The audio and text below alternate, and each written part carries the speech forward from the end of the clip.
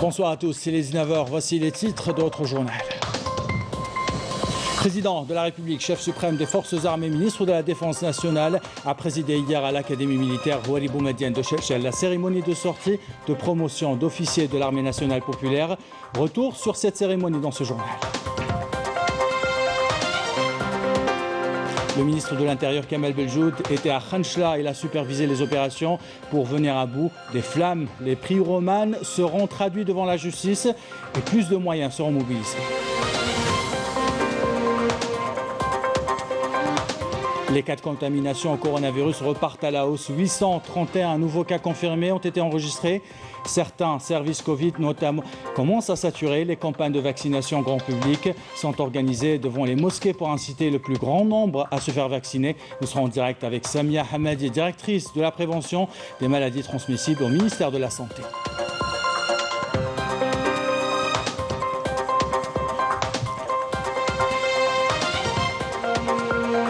L'ambassade d'Algérie à Paris a abrité l'Assemblée générale de la Chambre algérienne de commerce. Objectif, favoriser l'exportation des produits algériens en France et provoquer l'achat émotionnel des produits algériens par notre communauté en France.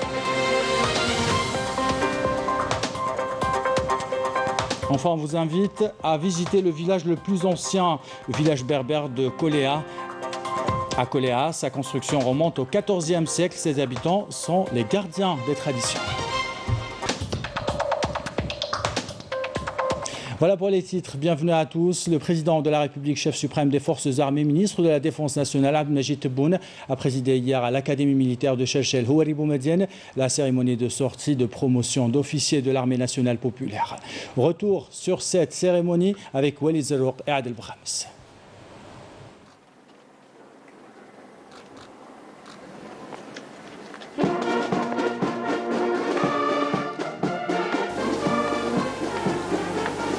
Après son arrivée à l'Académie militaire interarmes de Chefchel, le président de la République, chef suprême des forces armées, ministre de la Défense nationale, Abdelmajid Tebboune, s'est recueilli devant la stèle commémorative de la mémoire du défunt président Houari Boumediene, dont l'Académie porte le nom, en récitant la Fatiha du Saint-Coran et le dépôt d'une gerbe de fleurs.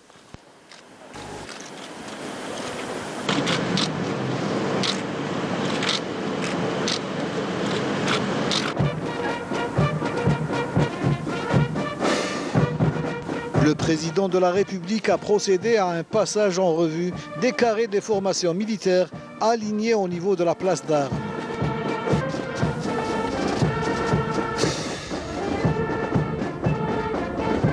Le général de corps d'armée Saïd Chengriha, chef d'état-major de l'armée nationale populaire, a prononcé à l'occasion une allocution dans laquelle il a salué l'intérêt particulier et permanent accordé par le président de la République à l'Académie, à l'instar des autres écoles de formation de l'ANP, en vue de concrétiser les objectifs escomptés en termes de modernisation et de professionnalisation de notre armée.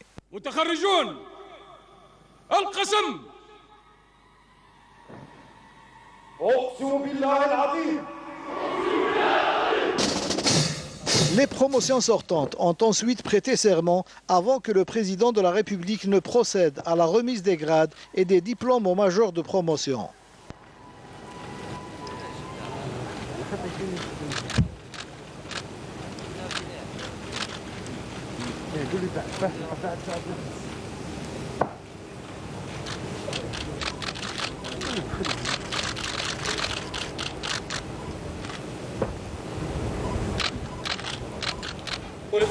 La cérémonie s'est poursuivie par la passation de l'étendard de l'Académie entre la promotion sortante et celle montante. السيد رئيس الجمهورية القائد الأعلى للقوات المسلحة وزير الدفاع الوطني. نحن طلبة الدفعة 52 من التكوين الأساسي والمتخرجون هذا اليوم وفاء لتضحيات شهدائنا الأبرار ومجاهدين الأخيار نطلب من سيادتكم الموافقة على تسمية دفعتنا باسم المجاهد المرحوم الفريق محمود العماري.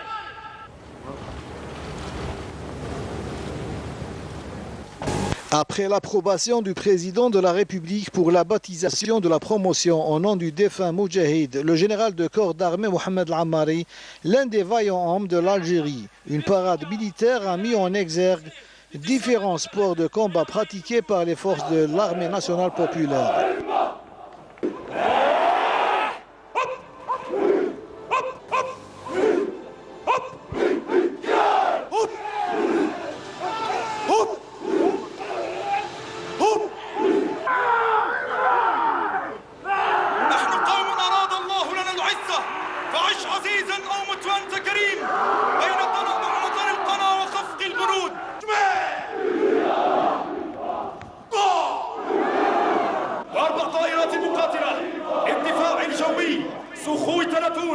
لتجسيد عمليات التزويد بالوقود جوا مع ضمان الحماية الجوية.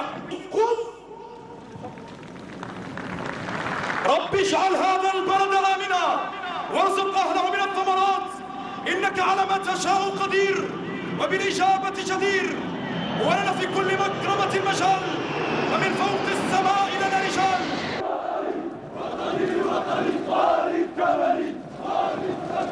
لتحقيق نتائج إيجابية مثالية تعكس التزامهم الصارم بتوجيهات سيادتكم.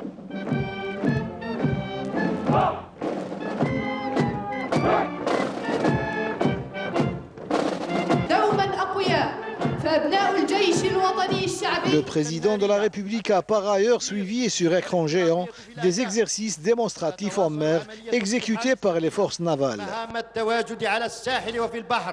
والعزة كل العزة لمجاهدي الجزائر الأخيار والفخر كل الفخر لأفراد الجيش الوطني الشعبي.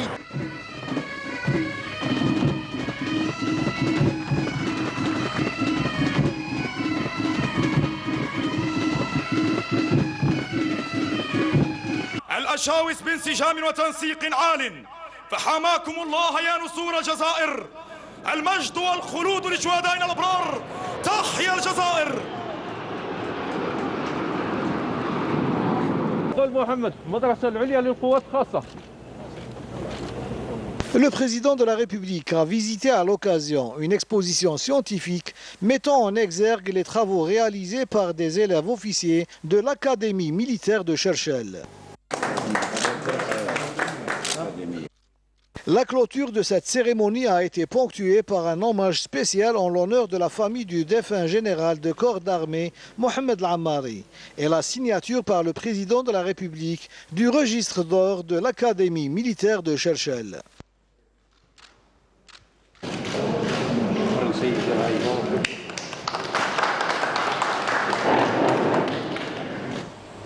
Dans l'actualité politique, l'Assemblée populaire nationale tiendra demain à 10 h une séance plénière consacrée à l'adoption des listes des vice-présidents de l'APN. Et l'Assemblée populaire nationale a un nouveau président, il s'agit de Brahim Bourali, un indépendant de la liste Unité Alternance. Il a été élu à la circonscription électorale de Ghardaya. Retour sur le parcours du troisième homme de l'État avec Amal Bouakba. Brahim Bourali, le nouveau président de l'APN pour les 5 ans à venir, est un enfant de Bnizgen, commune de Bounoura, wilaya de Ghardaya. Âgé de 58 ans, il est titulaire d'une licence en sciences politiques et relations internationales de l'Université d'Alger, promotion 86. Homme de terrain, il a occupé plusieurs postes dont le dernier en date est celui de président de l'APW de Ghardaya, mais aussi président de la commission agriculture à l'APW de 2017 à 2020.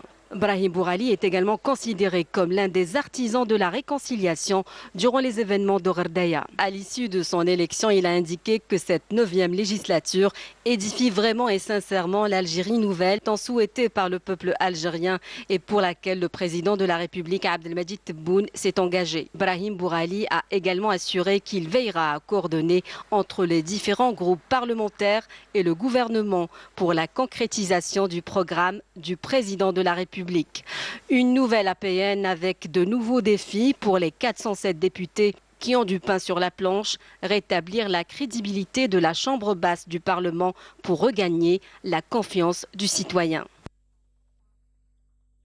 Le ministre de l'Intérieur, des collectivités locales et de l'aménagement du territoire, Kamel Beljoud, a affirmé depuis Khanchla que les incendies qui se sont déclarés dans la wilaya depuis dimanche dernier sont volontaires et provoqués par des groupes criminels. Les services de sécurité ont appréhendé plusieurs suspects qui devront répondre de leurs actes devant la justice. Tous les moyens matériels et humains pour éteindre ces feux ont été fournis par l'État. Kamel Beljoud a rendu hommage aux éléments de la protection civile et aux éléments de l'AMP pour leur mobilisation. Le ministre de l'Intérieur a affirmé également que des avions anti-incendie seront prochainement acquis par notre pays. Je vous propose d'écouter le ministre de l'Intérieur et le ministre de l'Agriculture. منذ تسجيل هذه الحرائق والسلطات العليا تتابع ما يجري في الميدان. منذ الأيام الأولى قمنا بتسخير إمكانيات ضخمة جدا لإخماد هذه الحرائق. إمكانيات هذه تتمثل في 2500 حوالي 2500 عنصر من مختلف الأسلاك، الحماية المدنية، الغابات، الجماعات المحلية، الجيش الوطني الشعبي اللي جاء بقوة، وكذلك حوالي 500 مواطن متطوع. نأكد أنه فيه فعل إجرامي. المصالح الأمنية أوقفت ثلاثة مواطنين والعدالة هي اللي تأخذ مجراها. كما أن عناصر الحماية المدنية، بعض من عناصر الحماية المدنية الذين كانوا يحاولون بإخماد هذه الحرائق في إحدى المناطق تفاجؤوا بوجود بعض الأشخاص مجهزين بآلة قطع الأشجار وبالبنزين، وطبعا لاذوا بالفرار وطوقنا المنطقة إن شاء الله. إذن طلبنا من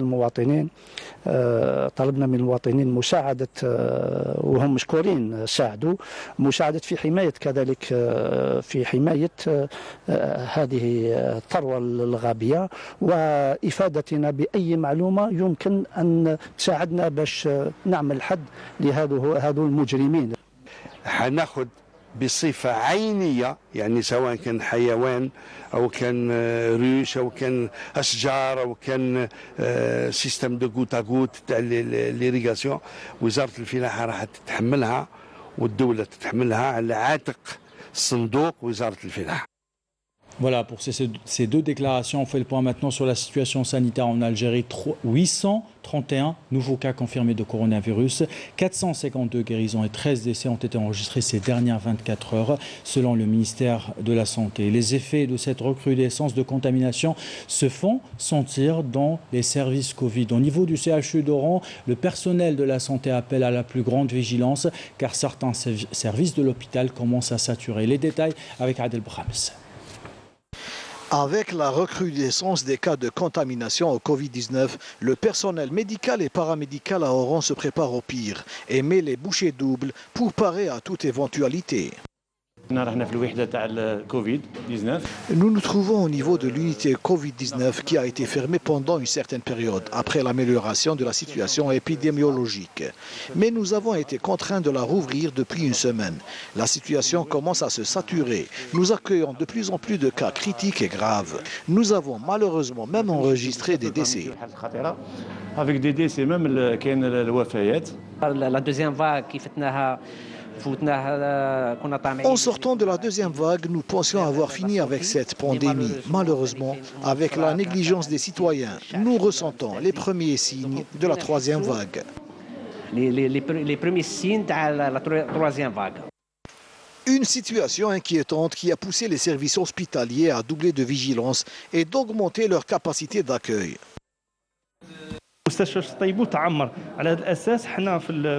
Devant la saturation de l'hôpital de Chtaïbou, le centre hospitalo-universitaire d'Oran a mobilisé tout son personnel médical et paramédical pour répondre à la forte affluence. 4 autres services seront mobilisés prochainement. Les citoyens doivent respecter les mesures barrières et se faire vacciner, car le vaccin a un rôle très important dans la lutte contre ce virus. Les efforts consentis durant de longs mois peuvent s'avérer inutiles devant l'insouciance des citoyens quant à la gravité de la situation. Et justement, pour parler de cette gravité, de cette situation, nous avons en direct avec nous par téléphone Dr Samia Hamadi. Vous êtes directrice de prévention des maladies transmissibles au ministère de la Santé. Bonsoir et merci de répondre à nos questions. Tout d'abord, comme on vient de le voir, donc la situation est alarmante. Les gestes barrières sont de moins en moins respectés. Que dites-vous à toutes celles et ceux qui nous regardent, qui ont abandonné ces gestes barrières, surtout durant l'été ? Oui, merci beaucoup. En fait, ça a été rapporté. Nous vivons maintenant une évolution qui est, vous voyez, une augmentation importante du nombre de cas. Donc, on appréhende aussi ce que nous avons vécu l'année passée. Mais tout ça, bien sûr, parce que nous observons le non-respect des gestes barrières et c'est la conséquence, forcément. D'autant plus que nous sommes en plein été, donc il y a une augmentation des rassemblements, il y a des fêtes, il y a des sorties. Donc si on ne respecte pas ces mesures barrières, c'est sûr qu'on va vivre ce que nous avons vécu et peut-être pire encore. Donc nous appelons la population à la vigilance. Une autre question concernant la vaccination, Dr Samia Hamadi. Certains hésitent encore à aller se faire vacciner. Plusieurs infox circulent sur les réseaux sociaux qui dissuadent peut-être les Algériens. Qu'avez-vous envie de leur dire ? Je pense que la vaccination a fait ses preuves. Donc c'est le seul moyen de prévention et de lutte contre ces virus. Nous observons ce qui se passe ailleurs dans les pays où il y a eu vraiment une vaccination de masse, que le nombre de cas a diminué et il n'y a presque pas de décès. Comme vous le savez, la vaccination, c'est surtout contre des formes graves. Ça ne protège pas contre les virus, contre la contamination, la maladie, mais seul pour les formes graves, donc pour la diminution des hospitalisations et le nombre de décès. Donc, il y aura moins d'hospitalisations, moins de formes graves et presque pas de décès. C'est la raison pour laquelle j'appelle la population de se faire vacciner, d'autant plus que nous avons multiplié les points de vaccination. Ces vaccins approuvés dans le cadre de l'urgence par l'Organisation mondiale de la santé, ce sont des vaccins sûrs qui sont sûrs et que jusqu'à présent nous avons enregistré aucun cas grave ou des effets secondaires liés à cette vaccination. C'est pourquoi on doit vraiment se faire vacciner, aussi bien pour se protéger soi-même et pour protéger notre entourage. Et on rappelle que les vaccins sont gratuits et accessibles dans les espaces publics. Merci beaucoup, Dr Samia Hamadi. Je rappelle que vous êtes directrice de la prévention des maladies transmissibles au ministère de la Santé. Merci d'avoir répondu à nos questions. La situation est alarmante, comme on vient de le voir. Depuis quelques jours, les professionnels de la santé appellent à élargir les campagnes de vaccination. À Alger, des chapiteaux ont été installés au niveau de la place des Martyrs. Des dizaines de personnes sont allées recevoir leur première dose cet après-midi, juste après la prière du vendredi. Couverture signée Abdelmajid Benqassi. Il y avait vraiment foule cet après-midi à la place des Martyrs à Alger. Une seule raison, profiter de l'ouverture d'un centre de vaccination anti-Covid et se faire vacciner. Cela a commencé il y a quelques jours et l'opération s'est poursuivie juste après la prière du vendredi. Il suffisait juste de présenter une pièce d'identité et répondre à quelques questions liées à sa santé avant de recevoir votre première prise. Vous n'avez pas peur? Non, j'ai pas peur. Oui. J'ai peur du Covid plutôt, ce n'est pas du vaccin. Le vaccin, c'est pour sauver la vie, c'est le contraire du Covid. C'est le danger, c'est le Covid. J'encourage tout le peuple algérien à se faire vacciner. C'est une bonne chose. C'est une protection pour nous et pour nos enfants. Et puis, nous avons le choix entre deux vaccins. Un geste devenu nécessaire pour freiner un tant soit peu la menace croissante du virus qui connaît de réelles mutations. L'importance de cette vaccination massive contre le Covid-19, c'est réduire les cas Covid-19 et bien sûr réduire les complications liées à la maladie. Inch'Allah, réduire tout le nombre d'hospitalisations et le nombre de cas et la réanimation. Voilà, c'est le but principal de cette vaccination. Cette campagne a commencé le 30 juin 2021. Le dispositif a été mis en place au niveau de la place des Martyrs. Donc, par jour, à peu près, on a vacciné 100 personnes, des fois 150 personnes par jour.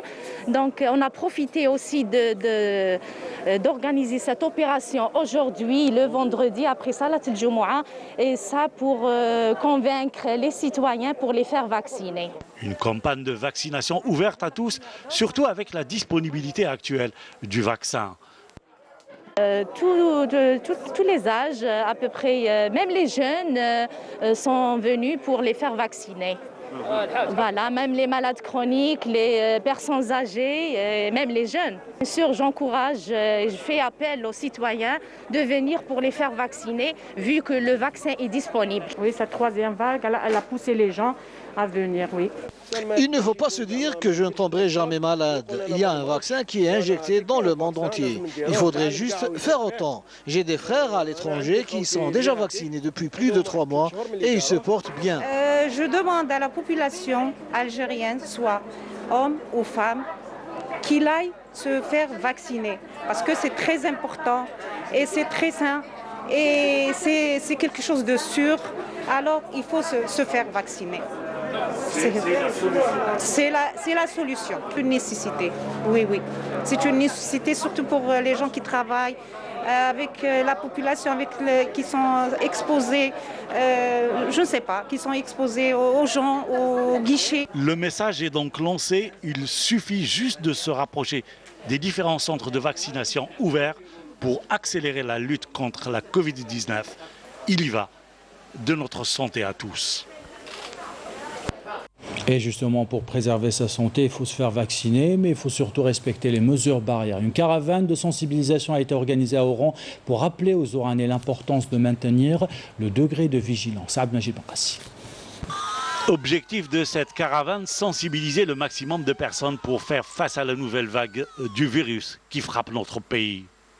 La direction de la protection civile de la wilaya d'Oran a mis des moyens humains et matériels pour cette campagne avec 3 ambulances et une moto. Nous allons nous rendre dans tous les quartiers et cités de la ville en vue de sensibiliser la population contre le danger de cette pandémie.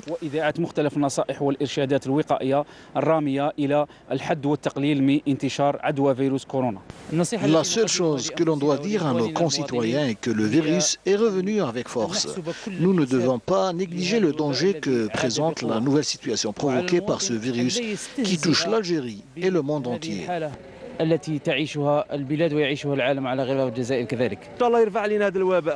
Cette sensibilisation est une très bonne chose pour nous, car souvent il y a beaucoup d'inconscience. La mobilisation est aujourd'hui générale en vue de mettre en avant l'importance du respect des mesures barrières. Nous appelons tout le monde à porter le masque, respecter la distanciation et les mesures de prévention dans le but de préserver les vies des Oranais. Nous devons respecter les mesures de sécurité. Il y va de notre santé. Et parallèlement, la campagne de vaccination bat son plein à travers plusieurs places publiques de la ville. Voilà pour cette page consacrée à la prévention contre le coronavirus. La Chambre algérienne de commerce et d'industrie a tenu aujourd'hui son assemblée générale au niveau de l'ambassade d'Algérie à Paris. Objectif, favoriser l'exportation des produits algériens en France et provoquer l'achat émotionnel des produits algériens par notre communauté. Dans un marché qui compte plusieurs millions de consommateurs issus de la communauté algérienne. Couverture signée Afef Belouchet. C'est une assemblée générale de la CACI France qui se distingue par l'esprit d'entreprendre qu'a accueilli l'ambassadeur d'Algérie en France. Faire savoir le know-how algérien, voilà ce qui est important. Et donc il ne s'agit plus, j'allais dire, un peu de vendre un produit, mais d'abord de déterminer une cible et les moyens d'agir sur cette cible. C'est une assemblée générale qui va sortir déjà avec la conclusion de certains accords entre Algériens et j'espère qu'elle constituera le prélude pour l'exposition spécifique de produits algériens que nous allons organiser à la rentrée. Favoriser l'exportation de produits algériens en France et au-delà en Europe est l'un des axes les plus porteurs pour les entreprises, une affirmation qui s'appuie sur le volume que représente le marché de la diaspora algérienne en Europe, estimé par la CACI à 8 millions de personnes, au pouvoir d'achat 3 à 4 fois supérieur à celui en Algérie. Nous sommes numéro 4 en abricots par exemple, nous sommes un des premiers producteurs mondiaux de dattes, de figues et de plein d'autres produits. Si vous êtes un consommateur d'origine algérienne en France et vous avez 2 boîtes d'abricots ou 2 confitures d'abricots et il y en a une qui vient d'Algérie, elle est packagée de la même qualité à un prix similaire, vous allez probablement faire un geste. Et là, c'est un achat émotionnel. Donc sur cette base-là, la diaspora dans son entièreté est un potentiel économique très large. Et parmi les expériences susceptibles d'être transposées en Algérie, celle du cartable connecté qui vise à permettre aux enfants cancéreux de continuer leur scolarité. Peut absolument être déployé en Algérie dans le respect de l'organisation algérienne de ses réponses. Si la partie algérienne est intéressée, évidemment que nous ferons en Algérie ce que nous avons fait précédemment en Espagne et au Luxembourg. Nous mettrons à disposition cette technologie et au besoin nous la co-développerons. Autre projet, l'Algeria Eco Race, une course auto et responsable prévue du 4 au 12 octobre prochain, à l'image de celle Monaco-Dakar. Il y a très longtemps que j'ai visité l'Algérie, j'ai traversé dans différentes compétitions par le passé et je rêvais moi aussi d'y retourner. Mais comme les concurrents me poussaient aussi à revenir dans ce beau pays, eh bien on a franchi le pas. Mohamed Antar Daoud n'a pas omis de lancer un message politique, cette fois-ci traduisant la symbolique de l'inauguration le 5 juillet dernier de la stèle à la mémoire des déportés en Nouvelle-Calédonie. C'est dire qu'il va falloir faire appel à tous les enfants de l'Algérie. Ils sont tous concernés à plus d'un titre dans la construction de l'Algérie nouvelle. Ils doivent constituer un levier de commande dans tout ce que peut entreprendre notre pays pour son affirmation sur le plan mondial, sur le plan politique, sur le plan économique. Une communauté dont le nom apparaît pour la première fois de notre histoire distinctement dans l'intitulé du ministère des Affaires étrangères du nouveau gouvernement. Comme chaque week-end, on vous invite à découvrir la start-up de la semaine. Ce soir, nous allons découvrir Move On, une start-up qui vous aide à trouver des activités près de chez vous. Regardez. Bonjour, je suis Bahamdani, la fondatrice de la start-up Move On. Move On est un service innovant permettant d'encourager la pratique d'activités sportives outdoor en Algérie, et ceci en simplifiant les relations entre les particuliers et les professionnels du tourisme sportif. Avec ces sites encore vierges, l'authenticité du patrimoine et des ressources naturelles qui demeurent largement préservées, l'Algérie peut se propulser en tant que destination numéro 1 en tourisme d'aventure. Avec Move On, notre but, c'est de promouvoir le tourisme d'aventure en Algérie et le tourisme sportif qui doit avoir sa place en tant qu'activité économique à part entière. Et on vous invite à présent à visiter un village, le plus ancien village berbère situé à Bojbaririj. Il s'appelle Teglet. Sa construction remonte au XIVe siècle. Les responsables du village veulent absolument en faire une destination touristique. Reportage signé Naïm Al-Walish.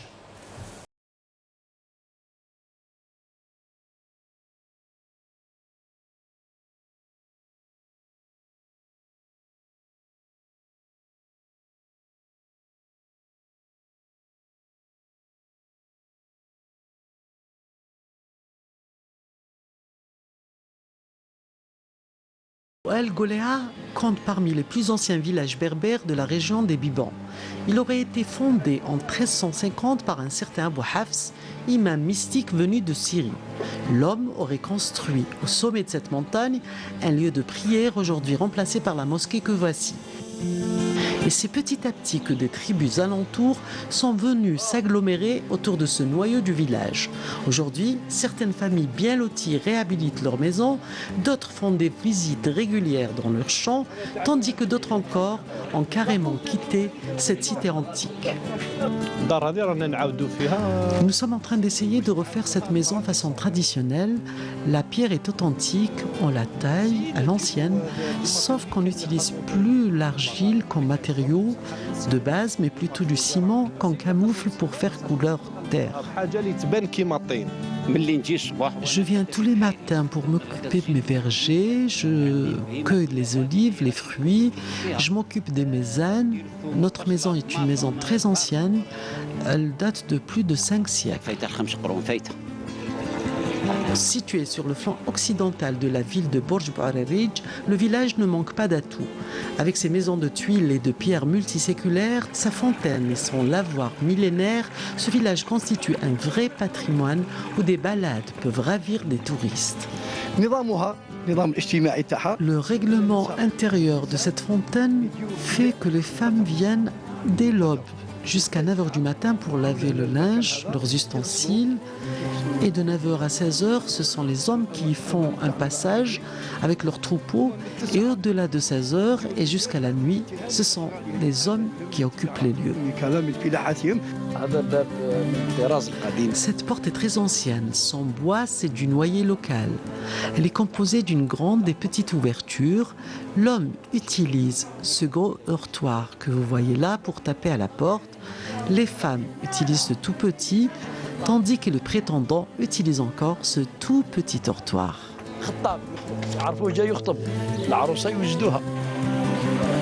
Ambitionnant de garder son authenticité absolue, certains habitants du village comptent en faire un haut lieu touristique en attendant d'être porté sur la liste du patrimoine mondial de l'UNESCO.